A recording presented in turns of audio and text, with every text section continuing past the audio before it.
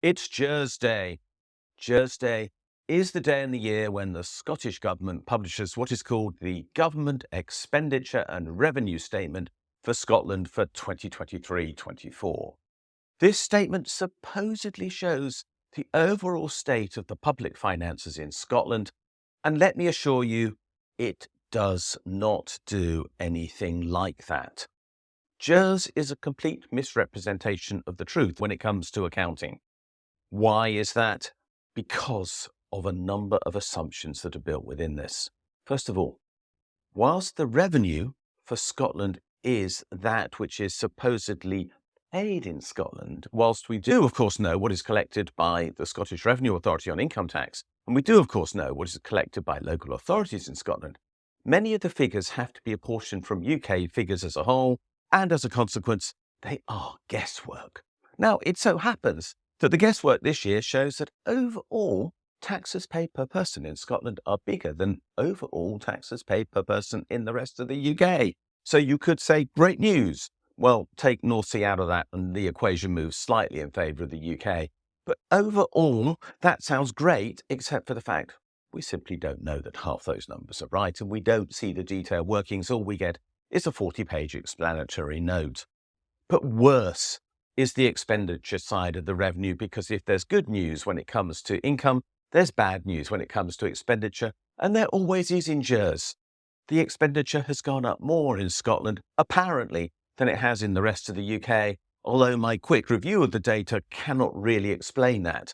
Mysteriously, Scotland pays a very large part of the UK's national cost of debt, and it has a very high cost for social protection, which may be true, but that's because inequality in Scotland is higher, and that's the consequence of the UK government trying to do nothing about it, or to help the Scottish government to do anything about it. And that's exactly true as well with regard to healthcare, which is also expensive in Scotland for precisely the same reasons. In other words, the responsibility for that high expenditure is not down to the Scottish government. It's down to the fact that not enough money has been given to solve these problems from the UK government over many years. When there is greater inequality in Scotland than we should see if the UK government was trying to tackle that issue.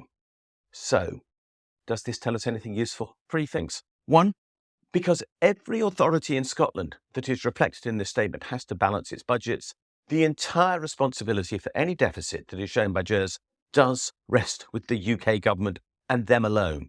The Scottish government need take no blame at all.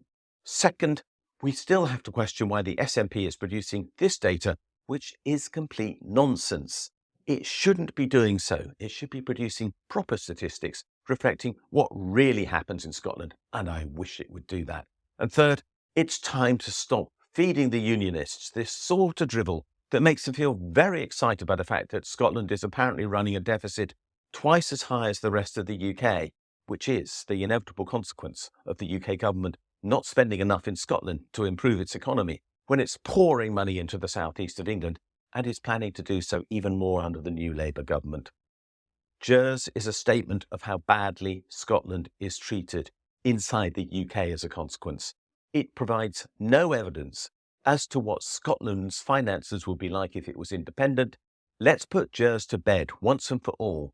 It is misinformation, and we now know how dangerous that is. What we want is proper information that shows how Scotland is really faring, and GERS isn't that.